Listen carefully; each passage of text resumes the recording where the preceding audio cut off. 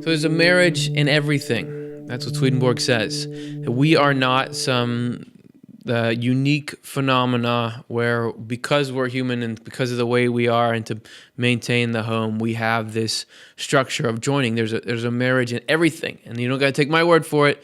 Take Swedenborg's. This is from Married Love 60. The origin of genuine marriage love is in the marriage of what is good and what is true. All intelligent people recognize that everything in the universe goes back to goodness and truth because this is universally true.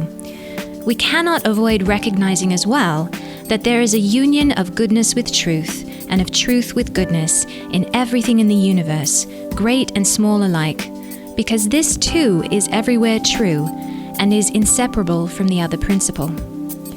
The reason everything in the universe goes back to goodness and truth, and the reason for their mutual union, is that both come from the Lord, and they come from the Lord as one. The two things that come from the Lord are love and wisdom, and they come from the Lord because they are the Lord. Furthermore, everything that stems from love is called good, and everything that stems from wisdom is called true. Since these two come from Him as Creator, it follows that they are in what He has created. We may illustrate this by comparison with the warmth and light that come from the sun. Everything on earth comes from them. Everything sprouts in response to their presence and their union. Earthly warmth corresponds to spiritual warmth, which is love, and earthly light corresponds to spiritual light, which is wisdom. This duality is in everything, and this marriage is in everything, meaning thinking about love and wisdom. These two, and you can kind of get a sense of what those words might mean, but if you're thinking about the two underlying parts of God, we have sort of this is what they might be, but it's beyond that. But they're there, and they love each other like married partners do. You think about sort of an ideal married couple and the way that they're devoted to each other, the way they want to be with each other. That's how love and wisdom are. That's how our own thoughts and feelings want to be. There's this kind of marriage. Everything is trying to move toward that. God's providence is trying to move everything into that union. That there's that effort in everything, including on a pretty high level, what we talked about before,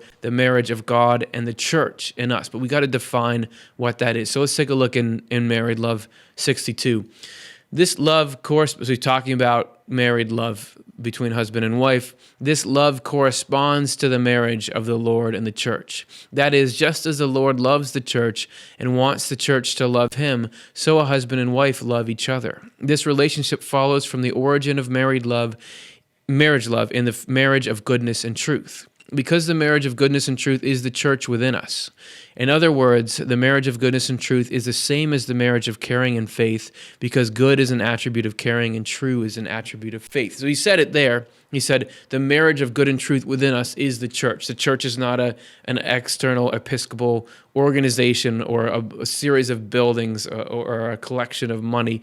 The church is the part of you that is compatible, that can respond to God, that God is trying to form a partnership with us, and the church is the part that can say, I do, in that sense.